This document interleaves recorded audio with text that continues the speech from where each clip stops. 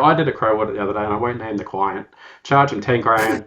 They do 150 mil a year globally, you know. Wow. And I got on there with the marketing manager, and I'm like, "Here's your crow audit." And she's like, How good is it? I'm like, 250 things wrong. She's like, at one point she says to me, I'm ready to slip my wrist ball on the call. I'm like, that's good. This is good. Currently you're doing like 10. So they're doing like millions of dollars a year via that site in Australia. I'm like, fix them and you'll like triple your revenue by next year. And she's like, I think we'll do that. Do you know what I mean? So it's not just these people, it's these big businesses that have the same problem as well. Hi guys, it's Ty here. I'm the host of this podcast and one of the founders of MonsterUpsells, the upsell app that increases revenue without devaluing your products with scary offers. We build it for stores who really care about their brand, always looking its best, and it's basically all of your upsell dreams come true jammed into a cart drawer. So we're talking free gifting, unlock goals, one-tick upsells, frequently bought together. It's within this little cart that basically feels like it's supposed to be a part of your store. You're gonna love it. It's got a free trial. It's up to you. You can try it or not. It's all good. You don't have to. We also have a free marketing Facebook group that's just a community that you're going to love. There's heaps of free goodies in there, interviews and tips and tricks, what's working, what's not working in the industry and e-commerce today. But enough about me. Let's jump straight into this interview. All right, guys, I got something great for you today. I'm interviewing Paul Warren, the man himself. I'm excited to try and unravel all of the life projects and crazy things that you've been doing over the years, mate. Nice to have you on, man. Yeah, cheers, man. Nice to meet you. Same with you. I've been watching what you're doing with your apps. I think I seen one of yours, either a TikTok or was a reel or something a couple of weeks ago, and I'm like, I could hit that guy up. I'm like, that AOV increase. I'm like, we need that for everybody. So let's have a chat and see what we can do. Let's do it, man. Let's do it. Look, guys, I'll just give you a quick background of Paul. I was just talking to him before offline. Once I started getting into his life and trying to unravel how things kind of come together, I was just like, holy frick, there's just so much stuff going on, man. But I'll try and give a good overview right now. So Paul founded an electronics company online that was called Warcom back in 1998 when he was just 17, mate. Honestly, I don't know what I was doing at 17, but I was not doing anything like that. I was trying to figure out how to talk to, I don't know, make some friends and play football or something like that. I was trying to talk to girls. I don't know. I'm still trying to figure out how to talk to girls. They're right. We'll figure it out eventually. One day. Yeah. Cool. Yeah. So look, Warcom was one of Australia's leading online shopping destinations for networking hardware, computer hardware, software and consumer electronics and communication products. Holy moly, that's a mouthful.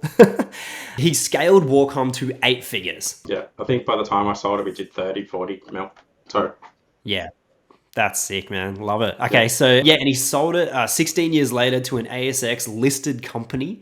So there's a few things there that I'd love to get stuck into a little bit later. So getting acquired by an ASX listed company. And then he went on to found Insiteful. I'm sure he did other little ventures along the way, but I'm just going to jump straight into it. Yeah, too many, like me, mate. But yeah, he went on to found Insiteful, which is a digital agency focused on being the most respected, human-centric marketing agency in Australia, mate. Woo! And he's also the creator of the popular Shopify Australia Facebook group, which you might be in. That might be why you're watching this, which has over 8.3 thousand members and climbing. And as you can imagine, through that whole journey with Warcom and getting listed and then agency over the past however many years, he has a ton of e-commerce expertise and a broad spectrum of skill sets that he's most likely acquired along the way to learn from. So exciting, mate. Yeah. Hopefully that's good. Anything else I missed? I'm sure there's stuff in there. I'm feeling pretty. Okay. Thanks very much. Good. Awesome, man. All right. Well, first of all, I just want to dive straight into Warcom, man. Like 17-year-old you. What the heck? What were you doing, man? What were you doing at the time and where did this idea come from? So I was living in my parents' house at the time and I started fixing computers. So we lived on kind of in the suburbs, but we lived on a main road.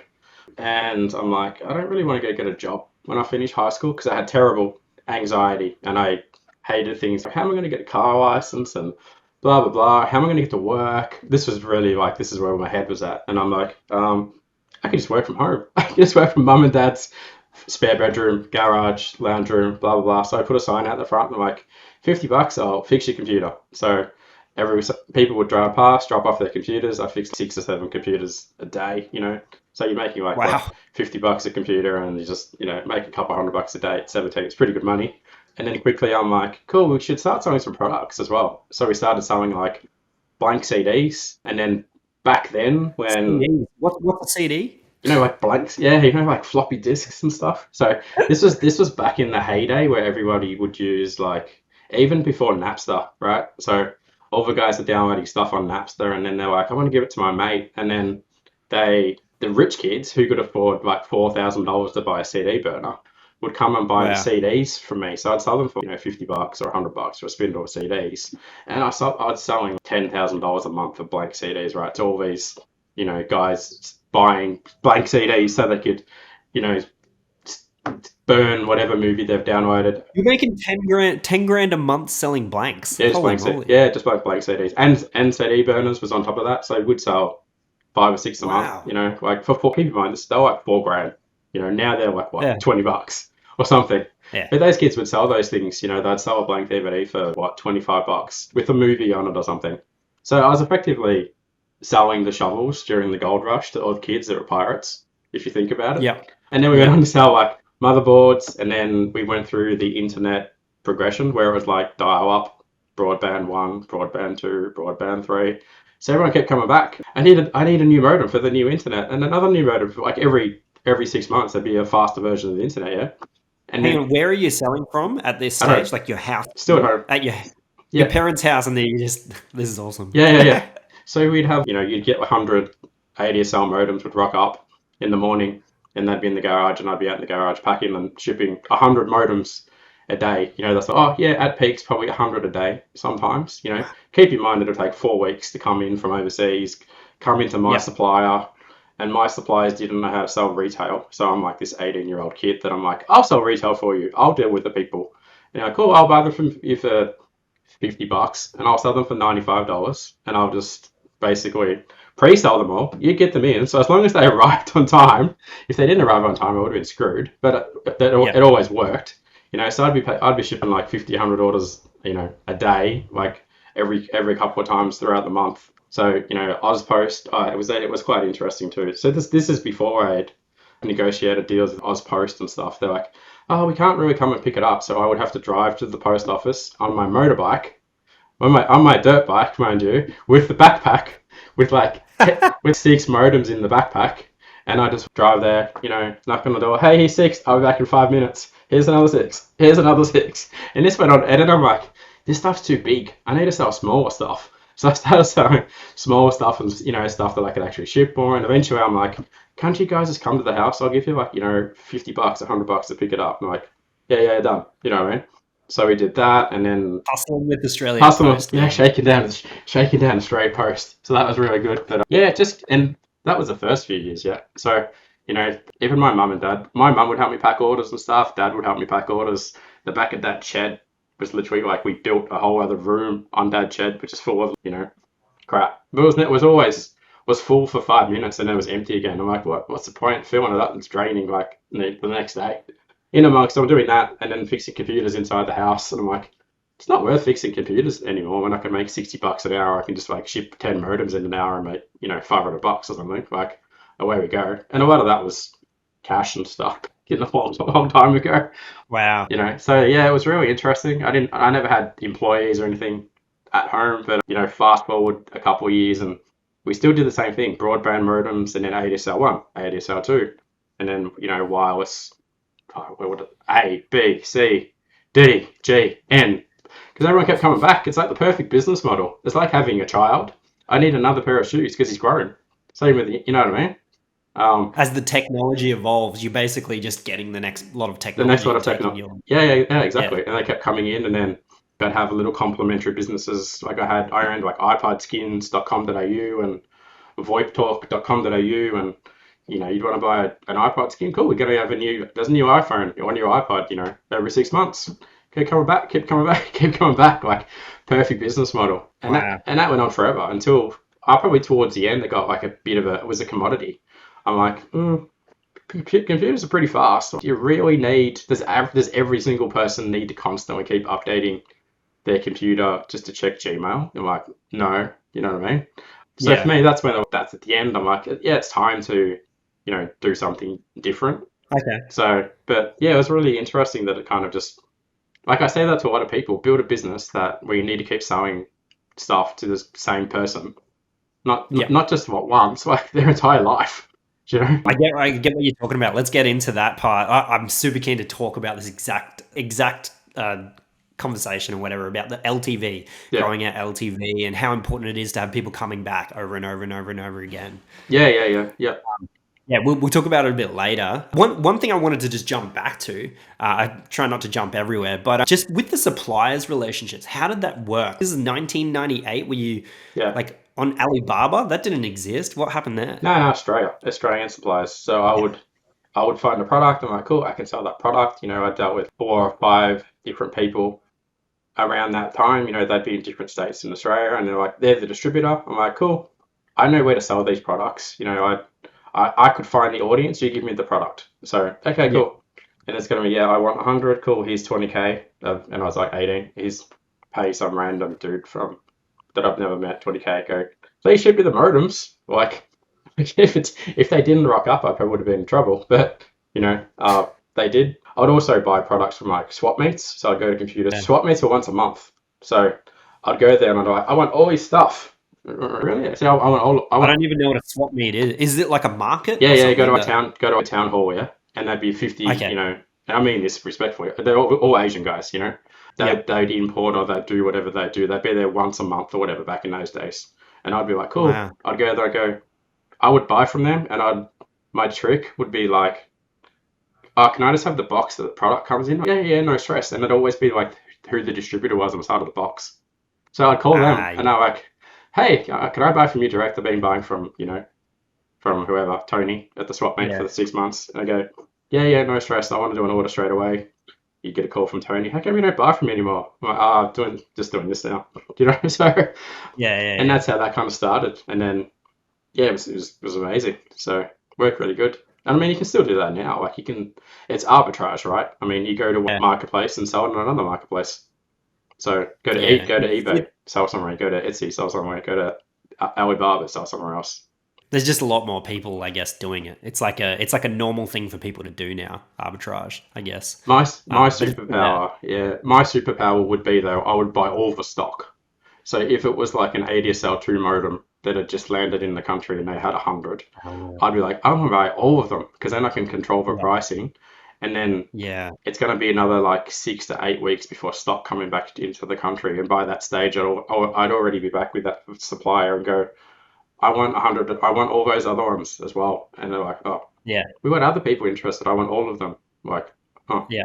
okay, no worries then. Do you know what I mean? Easier for them to deal with just one person too, I guess, or one business.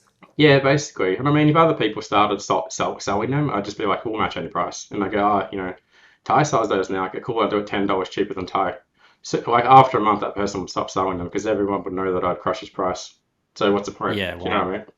So, and if they ever Yeah. went to him and asked for a better deal, send me the email where he's giving you a better deal. I'll match it every time. And I go, well, I'll go do something else because I can't compete with him. Yeah, wow. So Okay, cool. So that's your suppliers relationships. You over time, and I guess like you were what 17 at the time, doing little deals and stuff, and you just worked your way up, and then got straight to direct relationship with the suppliers over in China. no, in Australia as well. Yeah. Oh, in Australia, so direct relationship with the guys in Australia. Yeah, so by the end of Warcom, I would have been dealing with 40 suppliers, I reckon, Wow. easily with 30,000 products, with 40 different data feeds coming into the system Holy flip. every Yeah. day, being refreshed like every couple of hours as well, live inventory of Yeah. stuff. Curious. By the end of this, how many staff were working with you? I think we had 7 or 8 by the end of it. Okay. Yeah, when I sold it, we didn't need to be a huge operation because we didn't touch a lot of the products towards the end. A lot of it could Okay. go So it was direct to like the supplier as well, to the customer. oh, So yeah. we were doing just in time shipping, as in we've got order for, whatever, 50K of stuff. We need it today, we'll ship it out later today because our suppliers, a lot of them in Victoria. So you'd order in the morning, it would come in the afternoon, we'd ship it in the afternoon. It was like a mad scramble. Everyone would run from upstairs, downstairs, pack all the orders. You know what I mean? Other stuff that we didn't want to ship would just go direct from the supplier, like drop ship kind of thing, or Yeah. lots of other options available that we had as well. And you guys built the tech to kind of pull all that off, or there was existing tech at the time? And Yeah, so I was a dev for a thing called PHP Shop. So Okay. I was never an amazing dev, but I probably spent close to $1 million on that platform over 10 years building it. So it was basically a framework of, do you remember OS Commerce? Would you remember that? Nope. They, Dude, I didn't even get online into this world till 2015, oh, till you right. were done with Warcom. Yeah, right. Okay. Yeah. And I'm like, you started it in 1998 when you were 17. I was 8 years old. Okay. There you go. Nice. Yeah. Yeah, I was in a different world, man. I was playing with Tarzos or like just playing at school. Yeah, awesome. Cool. Yeah, okay, so staff, you had 8 people. You were a dev yourself, so you could kind of build this tech, and then you've got almost like a drop shipping framework built into this as well, like a drop shipping arm where you're shipping other people's products and just marketing for them, really. And that's it. Oh, yes and no. So with the tech stack that we built, it was like it was like Shopify 10 years ago. Probably better than Shopify, in my opinion, right? Because it had an ERP system, had an accounting system, had an inventory management, had a data importation system, had an ordering system, had newsletter system. Wow. It had everything. I should have Wow. sold the technology to someone else, yeah? Yeah, But we you could just should've. run everything from that, basically. Yep. And then so, yeah, we could just go, ship this order from wherever to wherever it needed to go, basically. There was still a lot of manual stuff in it. Like we worked hard. It was a hard, we did a lot. Like Yeah. managing cash flow, managing inventory and stuff. Towards the end, it was really hard. I had a hard time, mental health and shit was shot. That's why like half of the reason I'm like, I got to get out of it as well because it's killing me, Yeah. So Walk me through that. So were you married at the time, or how'd you end up at the end there? So I was in a relationship and it was a terrible relationship with an ex-partner. Okay. Yep. This is before I met my wife now and had kids and stuff. Like really bad. I was struggling with depression and anxiety, all kinds of things going on. I was just working too hard, Too much Yeah. moving parts in the business at that point as well. When I was going through the sale process as well, I'm like, it's time to get out. So had various people come through. I tried to make them managers as well, where they basically killed my business as well. So it's like, Yeah. kill it, fix it, kill it, fix it. I'm like, let's get it out. Let's start shopping it around, get out, blah blah blah. Yeah, it was brutal. I spent a month in a recovery center for depression, like Yeah. full Wow. full breakdown. So Yeah. it took me So this is after the sale. You spent a no month there during the sale. I'm like during literally, it. Yeah. Wow. literally during the sale, having a hard time. Suicidal, all kinds of shit. It was brutal.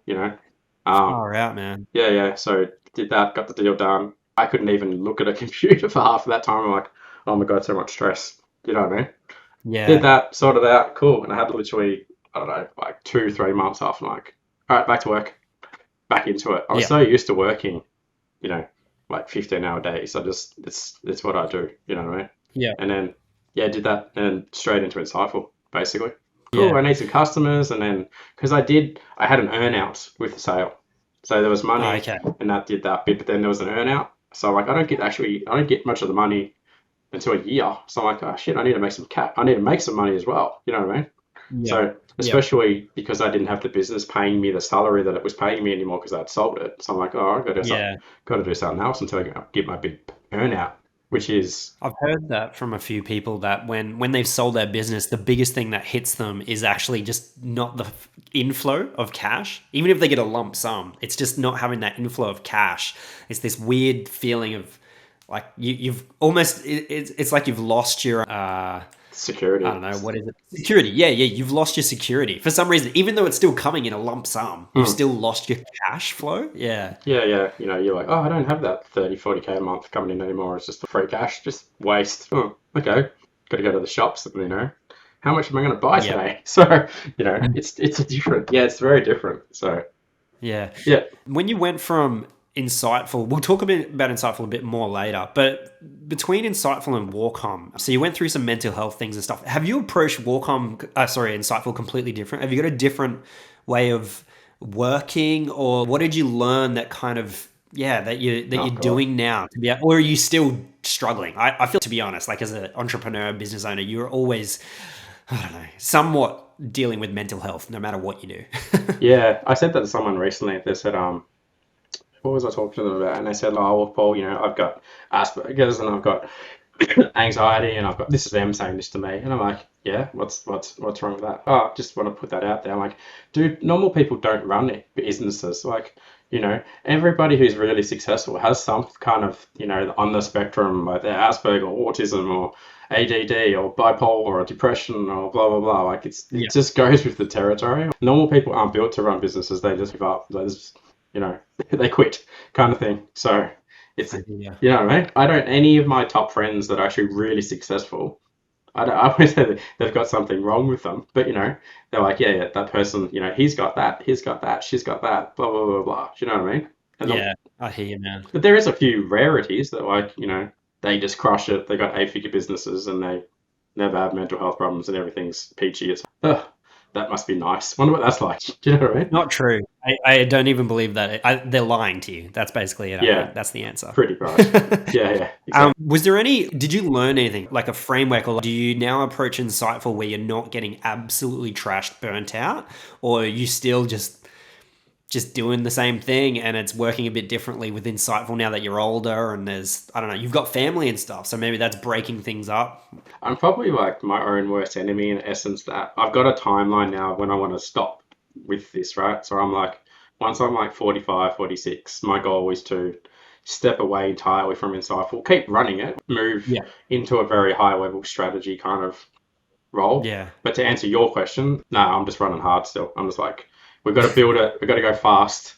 We've got to blah, blah, blah. Like one of my business partners, so Jay, I've got 2 partners at Insightful, Jay and Chris. Yesterday we're having a chat. It was like, Paul's in the Lamborghini. He's driving that thing as hard as he can.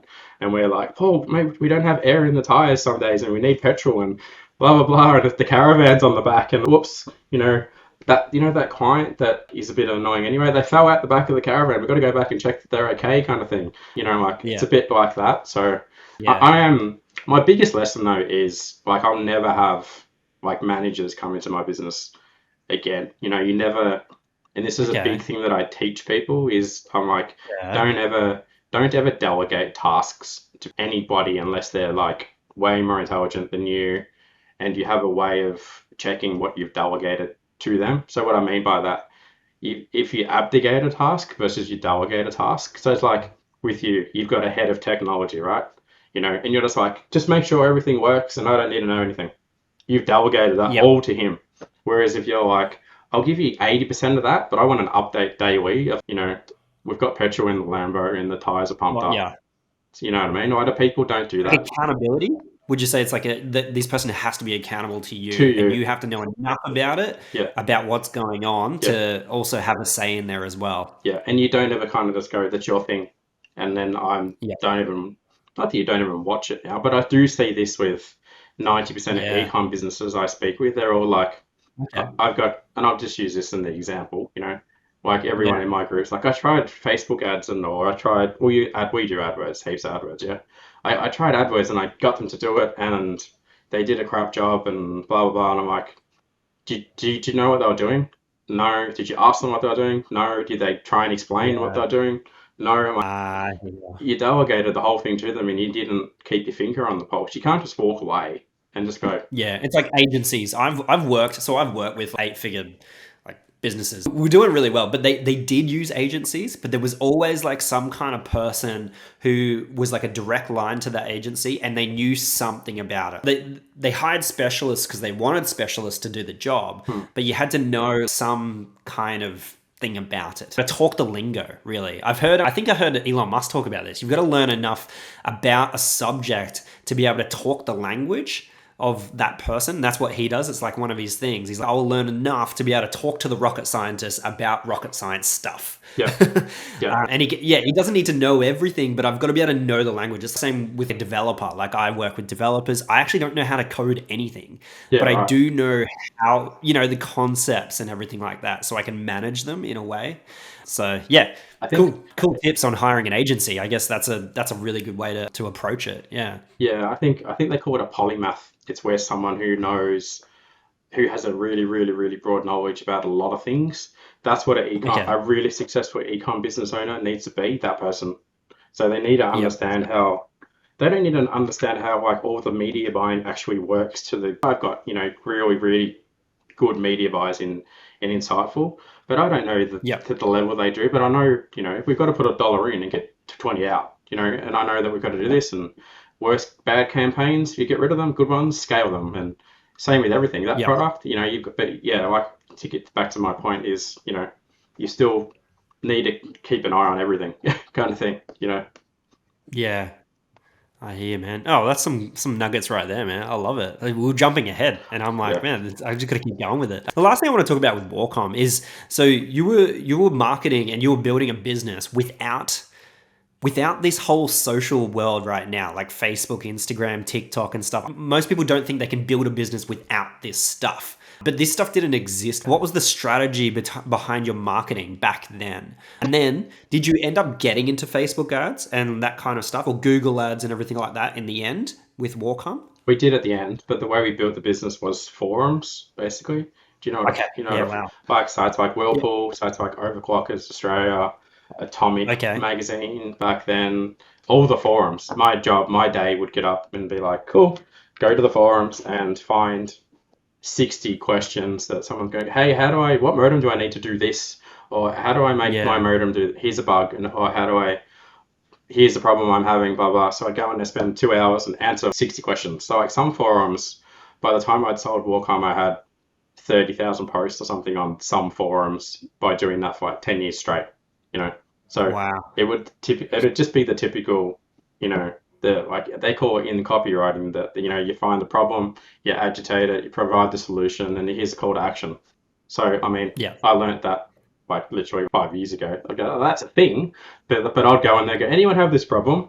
You're just Agitate doing it, it naturally. you know what I mean? And just help people. And we just Yeah. do that flat out. And I mean, that back then it was good because you'd do the post and it wouldn't disappear 3 seconds later, yeah? It'd be there and then Yeah. everybody would respond to it for the next year and year and year, and then it'd get pinned. And then they'd be, oh, that's Paul, that's that Warcom dude. He's already answered the question. Send him a message, come buy stuff. So forums were better than Facebook, right? Because now you post crap Yeah. on Facebook, it disappears in a minute. Except like Totally. YouTube and, but a lot of the social stuff kind of is gone 3 seconds later. Yeah. So, Yeah. I hear. The same strategies that worked back in the day do work now. Like it's the same like fundamentals, and you just grow with the times as the technology changes. Like back then, you were just going to where the customer was, basically, and that's where your customers were. They were just hanging out there, and you were like, "Hey, I'm here. well, it's I'm the same. gonna Yeah, add value." it's the same Yeah, just strategy throw with value. Insiteful. Yeah. If you think, Totally. if Yeah, you think I what can we, see it with your Facebook group the and stuff group, like that. You guys are just adding value. Yeah, yeah, just like I'm just here to help. Whatever it is, we're just here. Add value, add value, add value, and then eventually, oh, by the way, you don't even have to say what you do often. no, If you add enough value, people could just go hunting for you. And what the heck's going on here? Is this guy knows something, or this group of people are all going to this one company where this guy is who runs the company is helping us over here. Like it's anyway. that's a good distinction It's though. If you take what we did with the forums, where someone else owned the yeah, forum, and then I didn't like the guys who run the front, they're dickheads, yeah, excuse the French. But, they'd ban you, they get you banned for 24 hours for spamming or whatever. So when I yeah. started Warcom, I'm like, how can I build my own audience somewhere? And then I'm like, Facebook groups, cool. I'm going to build like 15 Facebook groups Oh, now. when you were starting Insightful. When I started Insightful. Yeah. Yeah, Sorry, you said Warcom. oh, sorry, Yeah. yeah. So the first thing I did was like, and I'm like, Shopify seems like a thing. Cryptocurrency seems like a thing. Being a business owner seems like a thing. Being a bloke seems like a thing. I'm going to build these groups and just let them build for the next 5 years and do nothing. Yeah. And I put moderators in to run them for free. And then fast forward 2 years ago, and like, we've got 7,000 people in the Shopify group. Let's do something with it. And I own Yeah. it. Wow. And I can kick out people Yeah. that want to, take business away from me and blah, blah, blah. And, and now that we're ready, now we'll run Facebook ads to go, hey, you got a Shopify business. Are you a 7-figure business owner? Do you want to grow? Cool, join my group. Do you know what I mean? Let them in. Probably cost me like, 20 cents to get the person in the group. It's Like, cheap. it's Yeah. cheap as. So, same thing. But now I own, Zuckerberg owns my playground, but I own the playground on his playground. Yeah, I am all about building community. Hey, I think it's like the hack that a lot of people don't even talk about. They're all like, oh, let's go to Facebook ads, let's do direct response marketing, Google ads, and all this. And that's great. But on the back end, community is what makes the money. Yeah. Like community, it's the lifetime value becomes like exactly what you're saying before. It's how to get someone to buy for life. Like how to get someone to buy. This is what people don't talk about. They're like, oh, how do I increase my lifetime value to like second purchase, third purchase? I'm like, really? Your business is going to be capped pretty far. It's not going to get very far if you're not getting someone who's coming back to you in 4 years' time and still purchasing from you. Would you agree? Yeah, definitely. Community is huge, hence we'll talk. I noticed in your pre-questions you've got stuff about that later on, but 100% like, and building businesses around existing communities. So guys, for example, motorcycle ecom stores, yeah, they go, what we sell? We sell headlights for dudes who own whatever, a certain type of headlight, and there's, communities, and there's like 100, there's 1,000 people, blah, blah, blah, that do that every month, and cool. People in that community know about your brand. You know what I mean? Yeah. Like your business is the same. It's like everybody in my Shopify group should be increasing their average order value. So I'm like, my community is perfect community for your community. So, Exactly. or like people who have got dogs, I'm like, dog ecom businesses, make a dog group. Like we had a client that has a product where he helps with divorcing when you get divorced and you're separated. Yeah, wow. So we don't work with them anymore. But I'm like, we're going to build a Facebook group called Divorce They Support. divorced you? Sorry? They divorced me. You? Yeah, they had a hard business model. But I'm like, we're going to build a community called Divorce Support Australia. And they got 2,000 people in that, Wow. They're like, this is a cool thing because I get people saying like, how do I build a community around my product? And it's like, I sell like water bottles. I'm like, okay, but who's your niche? Like you've got a niche down. It's like, who are you actually selling water bottles to? And like, you were talking about dogs and stuff like that. But the thing is like when you build a community, you don't have to build it around your product, like water bottles. You can build like a running community or something like that. Or like you go into all athletes communities and break down and build like niche communities that are all separate. And then you can actually be reaching like a really niched group, but not even having to niche your product that much. You're niching your communities and servicing those communities and then alluding to this product every now and then. You don't even have to say anything really. It's like a soft sell to your products. Yeah. I won't mention the guy's name, but I got a friend that he's into hiking, so he's got a community about hiking. And use your example. He's really nice t-shirts and pants and water bottles and socks. You buy socks anywhere, but if you buy socks from them, you're kind of buying socks that everyone else in the community buys. So it's like, we'll just buy those socks, I love it. Yeah, heaps of cool stuff there you can do. Every single ecom business can do that though. There is no ecom business that you can't do this with. If you were going to start Warcom today, so that specific business today, I think I know your answer already. Okay. What would you be starting with? What would I be starting? What do you mean? What would your focus be? The product, like getting really, really good product, and Okay. not 40,000 products. Again, I'd get like 100, and I'd go, Okay. oh, how do we get that 100 to do 5 mil a year, 10 mil a year, $1 million a month, kind of thing. Like, so many people think that the solution is that I need more product. I'm like, no, you don't. Sell a product that you can sell a lot of that product every month, and it's needs to be replenished all the time. So for example, like the Udi guys, or the calming blanket, or those dudes, they're selling $500,000 a month of a blanket, because a lot of people have, kids that need that blanket, or a lot of people just, this is a cool product, I want an Udi, or, if they had some kind of thing in that business that was a subscription as well. So for example, they're like, this is what I would change. Maybe I should make sure you send this to Dave from Udi, and he might give me a call. I will, definitely. But you could pay for a subscription of Udis. So you might get like a new Udi every quarter. You know what I mean? So you might pay $400 a year instead of buying one, but you get 3 or 4 a year, and you keep getting a new and keep coming back all the time. I don't know if they do that. They should. You know what I mean? I don't think they do. I've had a look too, and I've thought about that as well. I'm like, how is he going to keep building this out? I don't want to get too much into Udi and their business plan and everything. Yeah. But I agree. Guys, you should be like looking at Udi and trying to learn as much as you can from them. They're a business that's absolutely rocking it in Australia. And Dave, the founder, posts a ton of stuff on YouTube that you can learn from as well. Yeah. For Warcom though, would you say one of the focuses would also be community, straight up, like what we were just talking about? Would you be building Your own 100%. community. Yeah, it needs Yeah, to be.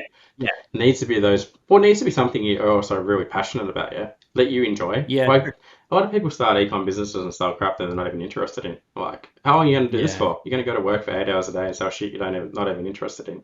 So I would do yeah. something around kids. I've got kids, like True. I've got like the three P's: pets, and my little people and the planet, right?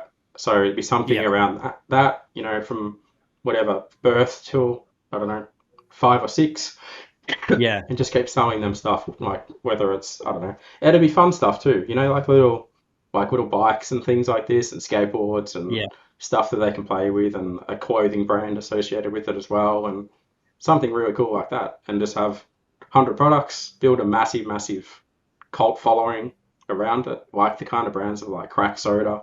I don't know what your kids wear. My little guys wear crack soda. It's expensive stuff, but it looks cool, yeah. that kind of thing. And just do that. Something I'd be really, yeah, just something I enjoy doing. And um, yeah. Yeah, cool. So I want to talk about selling your company as well, getting acquired by the ASX guys. How did that play out? So did they contact you? Yeah, what happened there? No, we were looking at raising some cash like about a year or so before, and we shopped the deal around. Here's our, what do we call it, like a pitch deck. Met a few people, went down that path. I'm like, change our mind, but don't think we want to do this. And then when we got to where we got, I'm like, they approached us. And like, hey, we're looking at buying a few ecom agencies. Yeah, cool. This is what we're kind of after. The deal was done in like a month or something. It was really, really quick. Wow. That sort of stuff still happens pretty common. It's like you've got a lot of customers. You've got 50,000, 100,000 customers, whatever. You've got blah blah blah. We just want to roll you into our company. Where we go. Pretty simple process. Hey, sign this. This is what we're doing. This is how you get paid. Wow. This is how the earn out is. I'm like, cool. I'm not going along with the deal. I'm having a break. You can take some of the staff with you, and then off we go. And then they pretty much screwed up everything, but which happens all the time. You see like these amazing brands get acquired, and it's just you guys killed it. What did you do? They just get butchered. Oh Yeah. mate, I'm seeing like videos now of gym launch from. I know you love Alex and Mosey, so do I. And there's a dude in the ad, and I'm just like, who the hell is this guy? He's half the size of Mosey. Doesn't even go to the gym. Like, what are you doing, guys? So I love it. I love it. yeah. So, I hear you, man. What do you believe was the most value in that sale? So oftentimes I think people are building their e-commerce business or any business for that matter, and they want to sell one day. They want to be acquired. What should they be focusing on? What are the pillars that'll make you more valuable when you go to sell? So subscription-based business that you've got coming through, so you're getting paid for doing nothing every month. Yep. Size of your customer database, the amount of traffic that comes to your site organically, without doing anything. How well your campaigns and stuff are set up so you can scale them as well. Your team, obviously. At the end of the day, team doesn't really matter because you can replace a team in the ecom business. Yeah. I could walk in and buy any ecom business and get rid of the team pretty quickly. What other things are there? Really good supplier relationships. We are a distributor for these suppliers. We've got good terms, we've got good credit terms, blah, blah, blah. How long the business has been around for. There's 100 things. I could almost put together like a checklist of this is what you want to be building towards. I think like tech stack and stuff's really good. These guys clearly didn't, hence they changed it to Magento, which is a piece of crap, but that stuff is good. You should put that checklist together. Yeah, okay. I reckon that's a good checklist, that one. Yeah, we'll do it. You can buy it off type at $97. There you go. So, Nah, it's free, guys. It's free for our community. Yeah. 100%. Yeah, there'd be like 100 things that I could put into the list though. But definitely the supplier relationships are really important. So that's going to continue, Like even like our reputation in the last 6-12 months, like was not great, Prior to that, for the other for the other 15 years was amazing, you know what I mean? But like when we had issues towards the end, people were like, my order's taking a week or two to ship and blah blah blah. Sorry, dude, we're just having problems here. But the previous rep, is good. And I mean, at the end of the day, you're going to get shit reviews online. When you're doing 1,000 orders a month, you're going to get 50 people whinging online going. Oh, 100%. And the whingers always find the other whingers, unfortunately. So, you never read the good things about people. You don't read those 950 good reviews because they're too busy. They're happy. Also, it's pretty rare that the good reviews come. It's actually like the person who's agitated or annoyed is the one who actually goes out of their way to make a review. Yeah, basically. Yeah. Yeah, Did I answer your I hear you, man. question? Did you think I'm missing anything there? Oh no, it was more like I feel like when people go into e-commerce, I like your subscription answer. So subscription, and I would have thought your database would have been pretty important as well. How you guys Oh, yeah. serviced it. I'm just guessing. Yeah, like you said, was it 150,000 No, I customers over think we had time? about, say, 80K or something worth of customers sitting Okay, in 80,000 customers in that email in a day. system. If I had to collect them over Yeah. all those years, it probably would have been like 500,000 or something. And I was like, every time back then, every time you'd migrate from one system to the other, you'd do like, oh, I'll start again. They probably didn't even No. have an export function. You know what I mean? Or you'd lose it, or you'd get hacked and you'd have to rebuild your system, and you'd be like, oh, well, Oh we lost all man. those customers, can't do anything about it. So, Holy flip. Okay, yeah, cool. Yeah. So 'cause that's what I was thinking. I was like, you've got, and also community, I would have thought as well, would be if you had like a Facebook group or if you had something that was large or a forum that you owned, I would have thought that'd be a huge value driver as well for the multiples going up on that sale. it would be. I think now even Insightful would be. Like, Yeah, someone could come along and buy Insightful and go, we don't even care totally. what you're doing from a marketing point of view. Yeah. We We just want want the Facebook group. we want the Facebook group, 8,000 business Yeah. owners. We only, we sell, oh, mate, that's gold. That's worth $1 million, that group to someone. Easy. Yeah. I would think so. Easy. Easy. Let's talk about Insightful. Cool. So Warcom, done. Moving on to Insightful. Out of all of that whole Warcom world, and then like everything that you've learned, I guess, through Insightful as well, I'd love to just try and figure out what do you believe your overpowered skill set is? So I think one is the ability to have real good foresight. So I say to the Yep. guys, I can see around corners that clients can't see. So I'm like, if you do this, this is going to happen down there, and the wheels are going to fall off. Blah blah blah. So Okay. do this now, do this there, and do that there. Don't do this. That's really important. I don't think a lot of people think like that in terms of scale. Yeah. And my other like I say this to people, like my superpower is like seeing potential in the people that they don't see in themselves, and then helping Okay. them see that, whether that's employees or whether that's my clients. Like I'll meet them and I'm like, you've got a cool product and you're a lovely person and you got a good mission and your price is good and you're profitable, blah blah blah. Your biggest issue, okay, yeah, you don't believe in yourself, or you don't think you can be successful. Like, I know you can. I'll just help you do it. And it's the same with my team. Like we have 7 Filipino guys, quiet as, and my business partners. I'm like, like my business partners are Aussie dudes, but I'm like, you guys are weapons, Yeah. but you can't see it yourself. I'm like, that's all right. Yeah. I'm going to beat you until you can see it. Same thing with clients. So I think it's Yeah. important that you kind of, yeah, I think that's important more so than I'm like, oh, I'm good at AdWords and SEO and content. I'm good at all the technical stuff, but it's different. You're not as important. Yeah.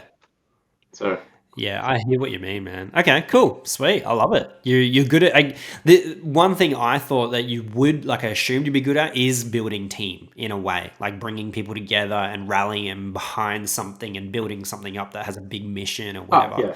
That was me, like personally. Before I'd even had a good chat with you, and like, now I know, like now I'm confirmed that I actually thought that's something that you would be good at doing. Well, we've got So like 24 here. Our goal is like 50 before next year. Next one, wow, potentially, like you change though as you get older. Hey, I need a 100-person agency when they're 35, and then yeah, I want to do 10 million a year, and then you hit 40 and you've got kids and you go, no, I want to do 10 million a year with 5 people. yep. Do you know what I mean? And it's Yeah, a yeah, yeah. different, like, you think differently as well. You don't want all those Right. issues of having those people. Let's talk about Insightful. So going through your site, I'm trying to figure out what do these guys do? And to be honest, there wasn't. It's probably easier to say what you guys don't do Yep. than what you do because you pretty much do everything when it comes to digital marketing. I couldn't even, to be honest, you kind of even broad on your niches as well. Like you just helped businesses grow online. Is that kind of where it's at? Yeah, it is. We're probably funneling it a bit closer to where we want to be, though. So Okay. you're right. Over the last probably couple of years, we help everybody that we think we can help, but we're moving Yep. more. Because when I left Insight and when I left Warcom, I'm like, I want a break from ecom. I had so many people go, can you help me grow my ecom business? No, oh, I'll pay you very well. Not interested. Go away. I want to go and help people that don't do ecom. But now, Yeah. finally, I'm like, okay, the guys keep going, come on, Paul, do ecom. Like, where we're getting the biggest wins is ecom. I'm like, all right, we'll go back into ecom then. So, There's a lesson in that. There's a lesson in there that. is. Yeah, you've got to double down on what works, right? Yeah, you got to just read the signs. They're all there. Even if you want to fight against them, you can't fight against it at the end. Yeah. Yeah. So, I mean, in terms of what we do, we're in our latest capability document that we've just finished, like we're a Google intent agency, right? So if you go to Okay. Google and you've got an intent of buying something, we want you to appear there. So if you're like, I'm looking for like an average order value increasing app, right, cool, we're going to make Ty rank first in ads, but first Yeah. in SEO, first in the content piece, all Okay. three things. That's our goal. And we're like, how do we constantly get him higher and higher and higher for all of them? So again, you go dog collars, first in an ad, first organic, first in the blog, blah, blah, blah, blah, blah. And then you land on the site. And then what we do is conversion rate optimization. So it's cool. You got 100 people coming to the Yep. site a month. How do we get it to 10% instead of 2%? Everybody thinks is bloody amazing. 3% conversion rate is like the greatest thing ever. It's like, it's fuck shit. Do you know what I mean? So, and then in amongst that, like actually doing a proper brand strategy as well. Yep. So people launch ecom businesses and they have a killer product and they sell stuff, but I'm like, you don't actually have a strategy, a brand strategy. You don't have a Yep. comm strategy. You don't even know who to talk to or how you talk to them, and you don't know how to get more money out of them as well. So Yep. that full circle, we do a little bit of Facebook ads and a bit of other stuff, but it's not where we're focused because Yep. Facebook is not intent. It's just sitting on there going, I might buy a dog collar or I might buy a caravan cover from Aldi that's Yeah. just come It's up. interruption marketing. Yeah, It's like I'm doing something completely different. yeah, Interruption. yeah. Do you guys do much YouTube stuff at all? No, Or would you class that as it's interruption marketing as well? Hey, yeah. yeah, It's more intent, like you're searching a bit on YouTube, but yeah, yeah, yeah. it's I'd definitely love to do it because I mean it's just another yeah, Google channel. Obviously, I hadn't given it much thought until you said it, so it's a good idea. I yeah. like it. I mean, we've got our own YouTube channel with Insight Sessions, Mm. but definitely that's again, you go there, Yeah. you search for it like I want, but you don't go to YouTube to go, what is the best dog collar or what is the best blah. Nah. Do you know what I mean? Well, you do Do you? on YouTube. Yeah, 100%, Oh, man. yeah, true. I'm always on YouTube looking at stuff. I almost look at YouTube. I do look at blogs and stuff to compare, Yeah. but then I'll look at like an unboxing, or I'll Oh, do that yeah. all the time. Yeah. There's some feedback for you, man. Yeah, yeah. There's mine. That's what I'm doing. I'm, I'm always on I'm there. gonna. I bought I don't have a good example, but I have a pretty epic chair out there in my outside office. Yep. And yeah, I was researching all on YouTube, 100%, just seeing what people thought. Okay. So yeah, anyway, there you go. No, I like that. That's actually really good. I hadn't even thought about that. And Yeah, I spent heaps of time. I did it on the weekend. I'm like, what's the best vlogging camera? Went to YouTube. yeah, Went to Google. Went to YouTube. But I'm like, I yeah, think it's part in my brain. I'm like, no, we don't want to add another service to it. yeah, You know yeah, what I mean? yeah. It's a tricky one. You will have to approach it differently, of course. Pinterest is the same. Hey, you go there. You're looking for a new front Yeah, door. You know what I mean? Same thing. yeah, So, and I totally. use Pinterest heaps. So, Yeah. yeah. There we go. Well, we're restructuring the business model. I love it. Cool. But another thing you talk about is on your website, you've got this big tagline, and I love it. It's turn total strangers into 5-star reviews. Yeah. Now, that kind of language doesn't normally exist in the e-commerce world because people are so focused on sale one. They're like, especially from like dropshipping world, like dropshipping world's kind of butchered this. It's just all about scaling this one fidget spinner. I think dropshipping has its place, but it needs to evolve into a brand over time. But I love that you guys are talking about 5-star reviews and and focusing on that as being an outcome rather than just getting the purchase. So that's Chris's, my business partner. That's his tagline, and I can speak to Okay. her about it though. I mean, if you buy something online, obviously you want to ship fast. You get your tracking code. You want to have a really good ordering experience. You want to get the product. The product's actually not rubbish. Do you know what I mean? You want to get the product. It's got like a handwritten note. Hey, thanks for your order, Ty. We really appreciate your business. Even if it's like auto generated. Here's $5 Yep. to spend on something else next time. Things like you got the product, like I don't like it. Okay, can I send it back? Yeah, cool. Here's a return postage satchel. Just we'll pick it up. Blah blah blah. Yeah. Yeah, cool. We'll give you your money back straight away. That's 5-star customer service for an Giving e-com. money back. Like I see this come up even in your Facebook group. Someone's like complaining about, oh, this person didn't read my terms and conditions because we don't take refunds, or this person didn't. And I'm just like, man, alarm bells are going off, because I've worked with a business that has 10 million plus a year is what they turn over, and they don't give one rip about like refunding, giving money back. Like, they just want everyone to be happy. Even if you don't like us anymore, I want you to leave and have an awesome day. I love you, even if you don't like us. Yeah. I say that to everybody. I'm like, you should have a policy. If you don't love it, return it. If it's a $20, if Yep. it's a $50 product, you can just put back into a fire sale section on your website and sell it, because that person will, two things. If you don't give them the refund, they'll go tell 100 people that your product was shit and they didn't give you your money back, and you've lost all of them. If they buy it and you give them a good experience, like, there's a good chance they're still going to go tell people that I bought this, I didn't really like it. You might like it. They go check it out. They gave me a good customer service experience. Totally. Like, I bought some software last week from someone. Oh, it auto renewed. Two things auto renewed. And I'm like, hey guys, I'm not using this actually anymore. Can we have a refund? And I go, yeah, here's your refund straight away. I went and told, I was talking to people at the time. I'm like, do you use this? They go, no. I go, it looks like a good system. We don't need it anymore. These guys are so good. They gave me money back. I didn't even ask a question. It's only $50, $100. Same with ecom, Like, we used to try and do the same thing. If you try it and it's crap, it doesn't improve it, send it back. Because what's going to happen is, so if you use Warcom as an example, you order something like, imagine this is an ADSL line filter, and I sold $250,000 worth of line filters over a couple of years, right? And my thing was, try it. If it doesn't work, send it back. It's $20. I sold that many of them, and everyone thought, I'll buy it. But how many people would be sitting at home going, I tried, it didn't work, I can't bother sending it back, just put it in the rubbish bin. Yeah. So I probably sold, 50,000 of them, and I had, every month you get 10 back. Yeah, it didn't work, but you're selling in an additional thousands and thousands a month. If you're in a business where you can do that kind of thing, 100% give people, Some businesses, like some business models, I understand. Like, you're selling like a $2,000 product, and it's, once they open it, that it's ruined. I'm sure that happens, but still, like, I'm just all about leaning into trying to help that customer. Don't blame the customer ever. No. Even like, the customer isn't always right. This is the funny thing. Like, the customer just isn't always right. But your job is not to just blame them for everything. You want them to feel like they're still heroes, and they're going to come back and purchase from you, even if they don't, even if there's friction in this first sale or whatever. Yeah. Anyway, I'm glad we touched on that, because I hear it every now and then. You see really dumb things in the Shopify group, like you said. You remember someone ordered a blue T-shirt. It's not quite blue enough. They want to send it back and get the bluer version. I'm not going to let them do it. And I'm like, okay, so you just like pissed off that person. Well, that's just stupidity. Do you know what I mean? But, yeah.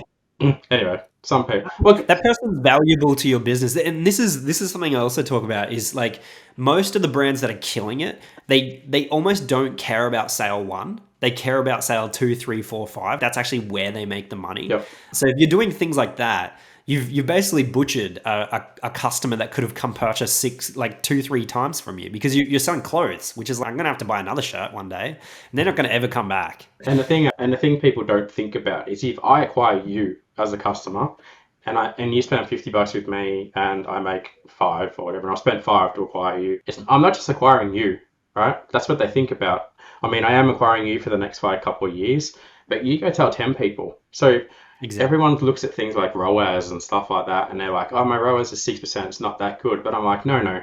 But you've acquired that person, and then that person's told 50 people. I'm like, oh, okay. Yeah. So I never looked at things like ROAS that much with Warcom. I'm like, I'll acquire as many new customers as I can every month. I don't care if I don't make any money on the first order.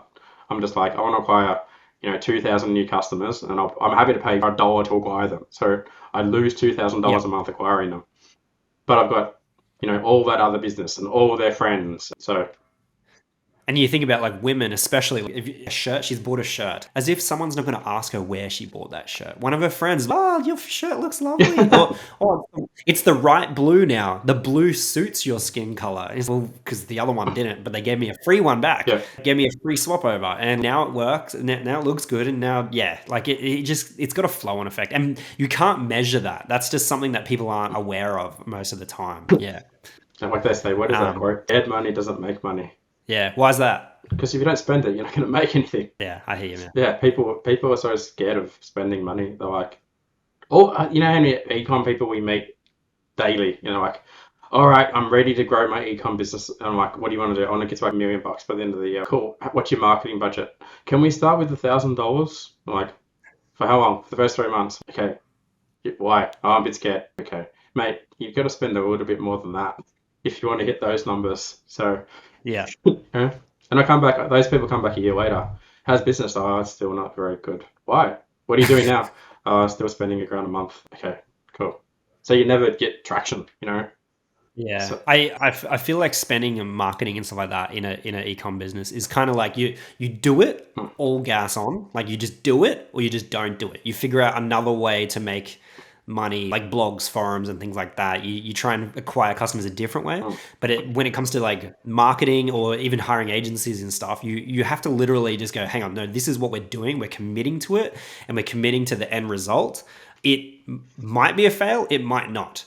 But if you're half in, half out, it will most likely be a fail. You've actually got to be all in find the money. to make it work. Find the money. Yeah. Just find it. Find the money. You will find it. If you really want the $1 million at the end of the year, you'll figure it out. You'll find it. Yeah.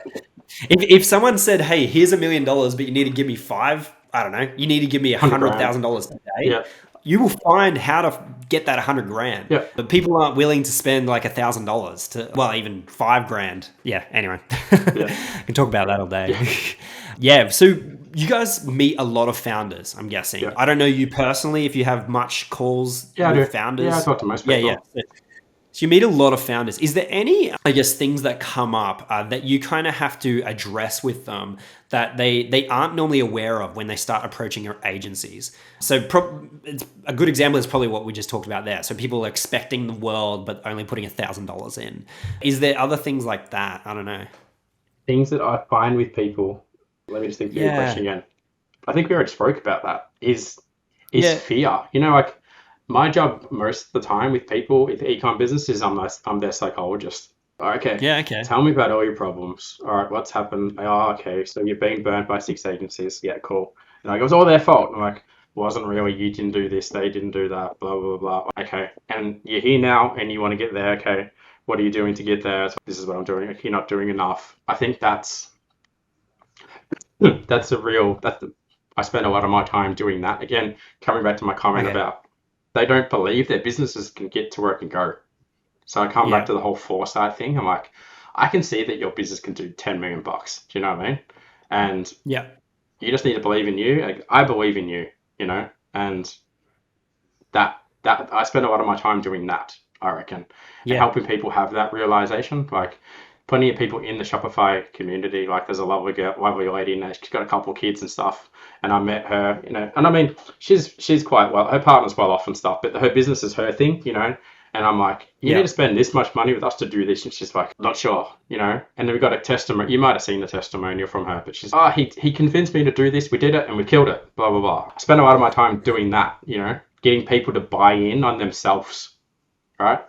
Because people don't, like you said, they're half in, half out. So I'm just like, I'm pushing you off the ledge. I'm making you uncomfortable. Yeah. Are you on board with this? You know, some people freak out when it's like, oh, no, I need to get back on the ledge, you know. That's another good reason to work with agencies as well, is it's good to have someone on the outside looking in, because sometimes you just get stuck, you know, you head down, you're like, I want to make $1 million, I got this goal up here, but you're actually so head down focused on the day-to-day that sometimes it does take someone like yourself to actually speak into it, to lift your head back up. Yeah. And that's actually worth money. So people don't, like, you should be willing to pay money to do that. It's like, you know how you go to a gym and you pay for a trainer. You can actually find all the training online. You can find it at YouTube. Like, you can figure out how to do Facebook ads. You can figure out how to do all this stuff yourself, or Google ads and ranking. There's a lot of information out there. But sometimes you need the accountability. You need like an agency that can like look down and go, hey, look, these are the 3 points that you need to focus on. Why do we know that? Because we've got wisdom. We've worked with 100 other businesses and they're all dealing with similar stuff at the moment. But yeah, it's just good to have someone like yourself to actually look into your business, and it's refreshing, 100%. I've seen it happen time and time again for others. Your website has another section where you guys are talking about building websites, and the tagline is turn your website into a weapon of mass conversion. Yeah. Now, when people build their e-commerce stores, I would say like 99, even like 100%. When you're first building your first website, you're not even thinking about conversions really, or how to design your site so it's actually leading somewhere, or or everything that's attached to conversion rate optimization, everything like that. You're not thinking about that at all. Why is this important? And is there any mistakes that are like just you clearly see like constantly when you're going through websites and businesses? And can you give us like some tips and tricks on optimizing our sites now, even though we're not working with you? So pretty much like 990% of 99.99% of all Shopify people is like, why do they have the banner on their front page that's this big and it says nothing? It's like everybody, literally all of them. I'm like, okay, I'm on this website, and it's like, what do you sell? Oh, I've got to scroll down to the bottom. Oh, you sell, beer making machines or something or whatever, or you sell something. It doesn't even. It's just missing. That's such a massive thing. Things like that, or page speed. Shopify site that loads in like 7 seconds. No one's loading. No one's waiting for 7 seconds to load your page. Or there's so many of them. Like you asked, why conversion rate optimization is so important. So from a maths point of view, and I'm very data driven with stuff, I'm like, if you've got 100 people coming to your website every day, and you're getting a conversion rate of 1%, that's one of them, right? Whereas if you get it to 10 of them, or even 8, 7, whatever, blah, blah, that's 10 of them. So assuming, that's $1,000 sale, for every 100 business, $1,000. Every 10, $10,000. And they go, it kind of makes sense. So most people are so focused on, I'm working with an agency, I'm getting a 4x ROAS, and they keep telling me I need to spend more money on Facebook and AdWords and SEO. I'm like, so you're spending 10 grand a month on AdWords to drive 10,000 visitors to your site, and they're telling you to spend 20, so you get 20,000, and your conversion rate's currently 2%, and then still going to stay at 2%. Whereas we'll do a conversion rate audit for you now, once off, and we might charge you 5K, but your conversion rate might go to 6%, right? Or 7%. So you're spending the same amount of money, but if it was 2%, now it's 6%, it's 3 times as much. And they're like, oh, that kind of makes a bit of sense. And I go, and that's going to roll out for the rest of your business, for the however many years you're in business, right? Totally. It's an evergreen change, right? Yeah, and you keep doing do it once. Yeah.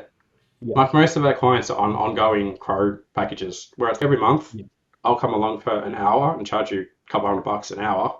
I found 3 more things, I found 3 things in your checkout. That means you're going to get an extra couple of sales a month from that, blah, blah, forever, these things on the front page, few things forever. Most people are so focused on, does it look pretty? Oh, it looks pretty. Oh, the images are nice. You can have the world's shittiest website, but it can still convert like a killer because you're doing the basic conversion thing stuff right. If you've got a good product, even a dog's breakfast website will convert well. But if you've got a killer product and a killer conversion strategy, CRO website, man, you're going to totally crush it. So super important. Like Crow is more important. It's the number one. Two things that are number one important in the ecom business is do your website, do a Crow audit, do a brand strategy, then do all the other stuff. Don't start writing blogs. Don't start doing ads. Don't start doing it until you do that. Otherwise, it's the equivalent of going on a date, meeting, a supermodel, rocking up in your Ugg boots and your hoodie, and I didn't convert. All right, I'll go find another one. I'll go do it again. You know what I mean? So people do everything. People do shit back to front so badly. It's just, I did a Crow audit the other day, and I won't name the client. Charge them 10 grand. They do 150 mil a year globally. Wow. And I got on there with the marketing manager, and I'm like, here's your Crow audit. And she's like, how good is it? I'm like, 250 things wrong. She's like, at one point she says to me, I'm ready to slip my wrist ball on the call.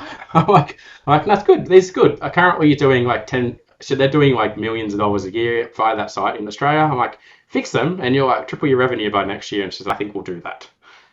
Do you know what I mean? So it's not just these people, it's these big businesses that have the same problem as well. I've worked with really big businesses with CRO, and they're more data driven, right? Like literally A/B testing everything. So A/B test this, A/B test this, A/B test this, A/B test this. What I've found is that's awesome, but it won't work for like most businesses. Like you need lots of traffic to actually make that work. For me to go do A/B testing on my site that's only turning over 20 grand a month, it would be a waste of time. So I'm just throwing it at you. Is this something that you guys believe as well? Because you've done so much, you work with big businesses, small businesses.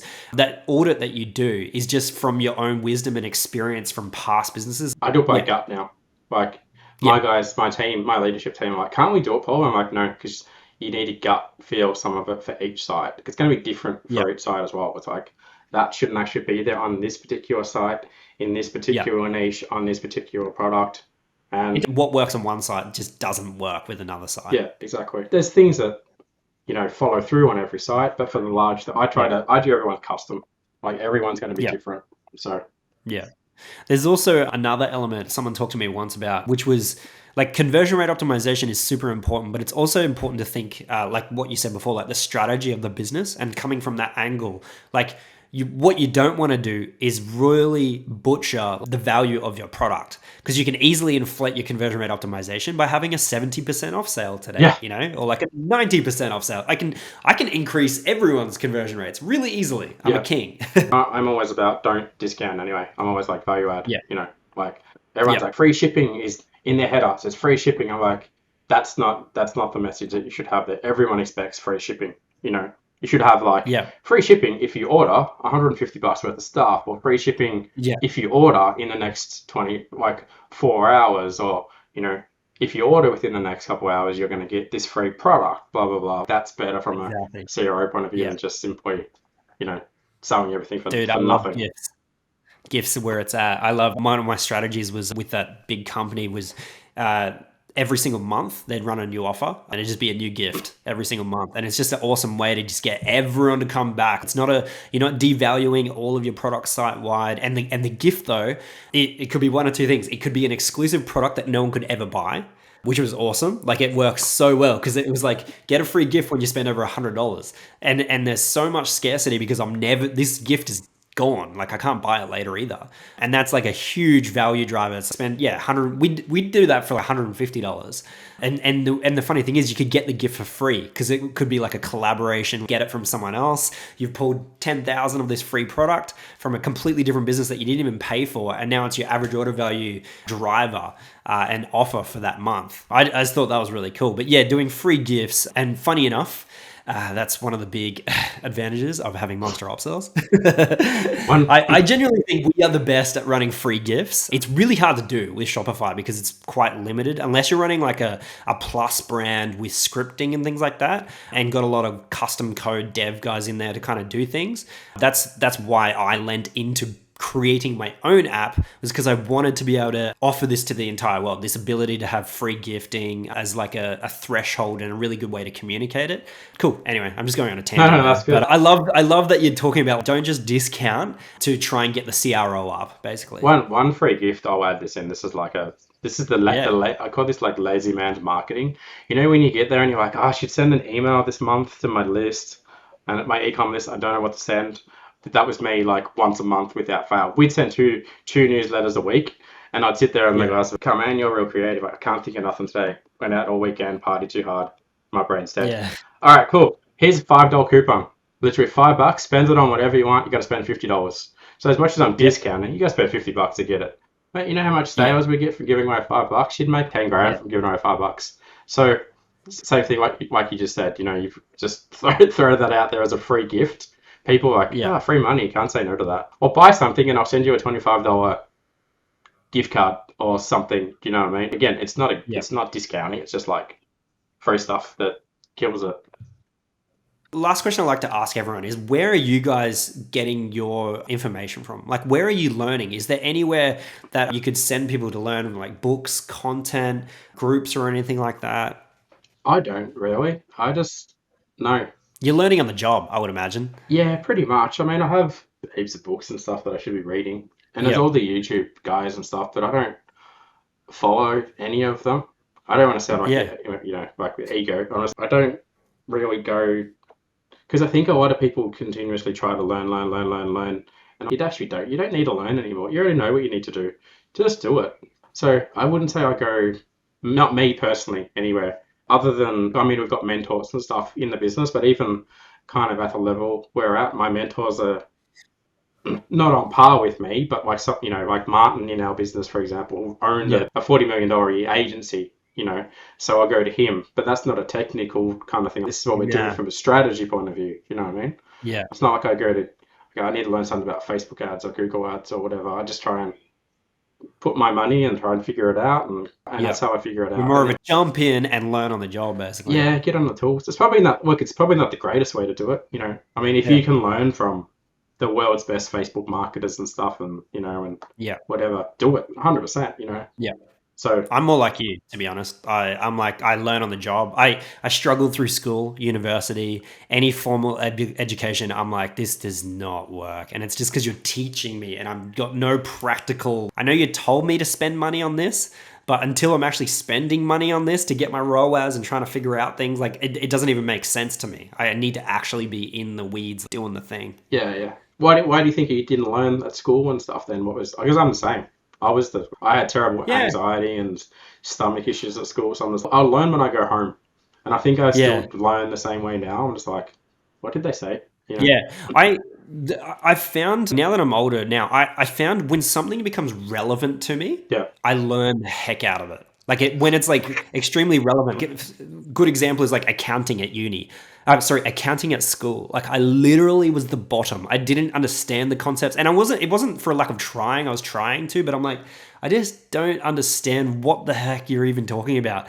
Today, I'm the only person I know from school or whatever or uni that even touches accounting and bookwork and stuff. It's not my passion. It's not what I do, but I understand it because it became like real to me. Yeah. That's me. Even like geography and learning about the world. I don't know anything about the world really until I go and visit it. And then I'm like, wow, look, I'm in Italy, like the Colosseum. I'm going to Google what is the Colosseum. Yeah. That's how I am. I didn't even know about the Colosseum until I was there. Yeah. And that's just my personality. I don't know if you're the same. Nah, I'm but- exactly the same. I hired one of our weapons in AdWords. She's from Bosnia Herzegovina, and I was chatting to her Yeah. the other day, and I said to our leadership, we just need more people. We need more of her from our team. I'm like, where is she from? They're like, oh, she's like in the eastern bloc of Europe. I'm like, I don't know anything about Europe. Hang on, I'm going to go to Google Maps. And I'm like, oh, so like Croatia and stuff like, and these kind of like, oh, that's where she's from. Cool. Yeah. Oh, now I understand geography because it's relevant. You know what I mean? Or what? I offend people all the time. I really do when it comes to like geography and stuff. I don't know where you live. Yeah. I don't know your country. Same with maths and stuff. You're like, oh, how do you actually work out a conversion rate? Oh, so in high school, if you take away this from this equals this. Oh, so that's what that meant. Oh, that's where I learned that back then. Yeah. So now it's important. So Yeah, I hear, man. I love it. Yeah. Sweet, man. So if listeners want to find you guys, where should they be going? To your website and just signing up and booking a strategy call or something? yeah, that's fine. Jump on insightful.com.au or message Ty and he'll introduce you to us. So whatever works. Yeah, hit me up. Give us a call. Website's good. Yeah. Join our Shopify community. Join there. Ask questions if you don't feel like. Yep. If it's too intimidating to call us, like I'm a nice guy, honestly. So, but if you're a bit nervous, like jump in the group and say, "Hey, I've got a question." I'll answer it for you. Yeah, awesome. Sweet. Well, thanks for being on, mate. Legend. Thanks so much for your time.